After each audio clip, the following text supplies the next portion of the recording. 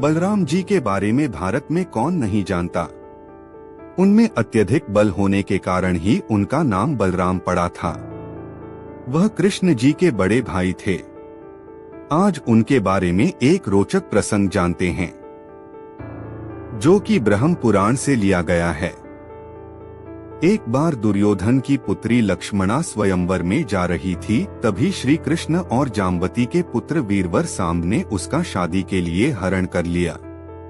सांब युवा, साहसी और अत्यंत बलशाली योद्धा थे।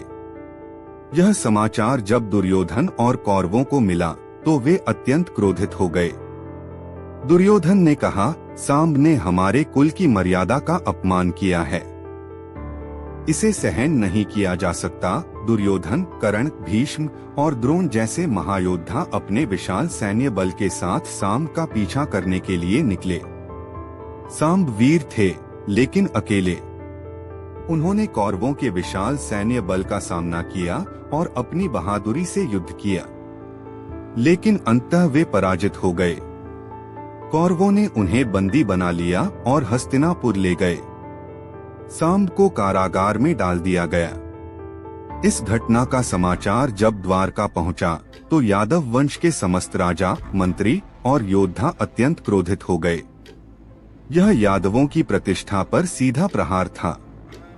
सभी ने मिलकर कौरवों के खिलाफ युद्ध छेड़ने का निश्चय किया। द्वारका में युद्ध की तैयारियां जोरों से होने लगी, लेकिन तभी बलराम जी ने सभा में आकर सबको शांत किया। उन्होंने कहा, युद्ध किसी समस्या का समाधान नहीं है। मैं अकेले ही हस्तिनापुर जाऊंगा। मुझे विश्वास है कि मेरे कहने से कौरव सांब को मुक्त कर देंगे। बलराम जी ने शांतिपूर्ण समाधान की पहल की और हस्तिनापुर की ओर प्रस्थान किया। हस्तिनापुर पहुंचकर बलराम जी नगर के बाहर ठहर गए। जब कौरवों को उनके आगमन की सूचना मिली तो वे उनके स्वागत के लिए आए। दुर्योधन, भीष्म, द्रोण और कर्ण ने गौ, अर्घ्य और जल के साथ उनका सम्मान किया। बलराम जी ने कौरवों से कहा, राजा उग्रसेन का आदेश है कि तुम लोग तुरंत सांब को मुक्त कर दो। यह अन्यायपूर्ण है कि तुमने उन्हें कैद में रखा है। कौरवों को यह सुनकर बहुत बुरा लगा। दुर्योधन ने व्यंग्य करते हुए कहा, बलराम जी, क्या यदुवंशी अब कौरवों को आदेश देंगे? हम स्वाधीन हैं और किसी की आज्ञा स्वीकार नहीं करते। सांब ने हमारे राज्य की मर्यादा भंग की है और हम उन्हें दंडित करेंगे। आपके उग्रसेन हमें आदेश देंगे, यह तो अस्वीकार्य है। कृपया आप द्वारका लौट जाइए। और यह कहकर कौरव हस्तिनापुर लौट गए। यह सुनकर बलराम जी अत्यंत क्रोधित हो गए। उन्होंने कहा, कौरवों का यह अहंकार अत्यधिक हो गया है। क्या इन्होंने यह समझ लिया है कि केवल कौरव ही इस पृथ्वी पर राज करने के योग्य हैं? क्या यदुवंशी तुम्हारे सेवक हैं? मैं आज तुम्हारे इस अभिमान को चूर कर दूंगा। देवराज इंद्र की प्रेरणा से हमें पृथ्वी का भार उतरना है। मैं इस पूरी नगरी को गंगा में डुबो दूंगा। क्रोध में भरकर बलराम जी ने अपनी एड़ी से पृथ्वी पर प्रहार किया। उनके प्रहार से पृथ्वी विदीर्ण हो गई और पूरी हस्तिनापुर नगरी हिलने लगी।